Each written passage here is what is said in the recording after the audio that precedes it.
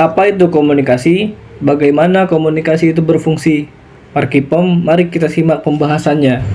Perkenalkan, saya Mufki Atkia. Saya kuliah di Universitas Ibnu Khaldun Bogor, Fakultas Keguruan dan Ilmu Pendidikan, Program Studi Teknologi Pendidikan. Video ini dibuat untuk memenuhi tugas UAS mata kuliah Ilmu Komunikasi Pendidikan, dosen pengampu Ibu Ika Suartika MPD.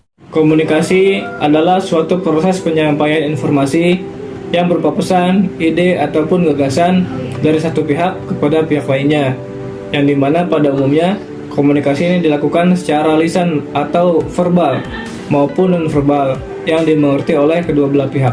Komunikasi ini memiliki berbagai fungsi, diantaranya yang pertama itu fungsi sosial, fungsi ekspresif, fungsi ritual, dan fungsi instrumental.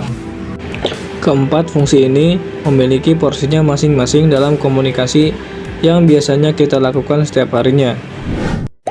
Fungsi yang pertama yaitu ada fungsi sosial.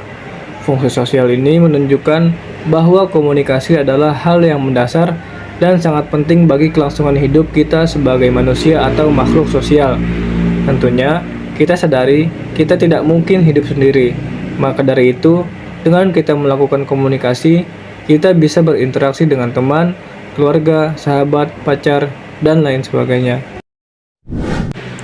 Ternyata, menurut fungsi sosial ini, komunikasi itu penting untuk beberapa hal. Hal yang pertama yaitu untuk membangun konsep diri atau pandangan terhadap siapa diri kita yang bisa kita peroleh dari informasi yang diberikan oleh orang lain. Selain itu, untuk aktualisasi diri, yaitu pernyataan eksistensi diri.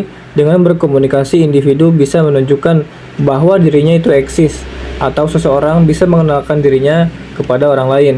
Dan hal lainnya yaitu untuk kelangsungan hidup, untuk memperoleh kebahagiaan, serta terhindar dari tekanan dan ketegangan.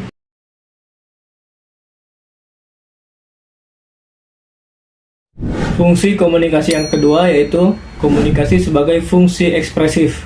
Fungsi ekspresif ini biasanya digunakan untuk menunjukkan atau menyampaikan perasaan, bahkan emosi kita. Perasaan tersebut terutama dikomunikasikan melalui pesan-pesan non-verbal. Kita ambil contoh misalkan orang yang sedang sedih. Biasanya orang yang sedang sedih, jika dia tidak mampu menunjukkan kesedihannya dengan bahasa verbal, maka biasanya akan menunjukkan dengan bahasa non-verbal, seperti menundukkan kepala, mengeluarkan air mata, tatapan sedih, dan lain sebagainya. Yang ketiga yaitu komunikasi sebagai fungsi ritual. Fungsi ini biasanya dilakukan secara kolektif oleh komunitas, dan fungsi ritual bisa dimulai dari peristiwa yang sederhana sampai peristiwa yang lebih kompleks. Selain itu, fungsi ini juga berkaitan dengan budaya. Contohnya budaya yang biasa sering kita lakukan ketika berpamitan atau bahkan ketika bertemu orang yang lebih tua seperti guru, paman, bibi, kakek, nenek. Biasanya kita melakukan cium tangan. Dengan cium tangan tersebut, mengkomunikasikan bahwa kita sebagai anak atau orang muda menghormati orang yang lebih tua. Dan yang keempat, yang terakhir, ada fungsi instrumental. Fungsi ini bertujuan untuk menginformasikan, mengajar, mendorong, mengubah sikap serta keyakinan, dan merubah perilaku atau menggerakkan tindakan. Kita ambil contoh misalkan seperti seseorang yang ingin diterima oleh keluarga calon pasangannya, di mana ia akan menggunakan komunikasi untuk menunjukkan bahwa dia adalah menantu yang idaman, baik, solehah, pintar masak, bisa menjaga diri terhadap orang lain, rajin, dan lain sebagainya, agar bisa diterima dengan baik oleh keluarga pasangannya tersebut.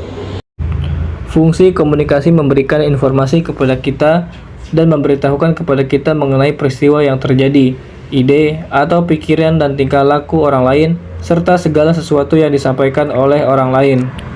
Terima kasih sudah menyempatkan waktu untuk menonton video ini sampai selesai.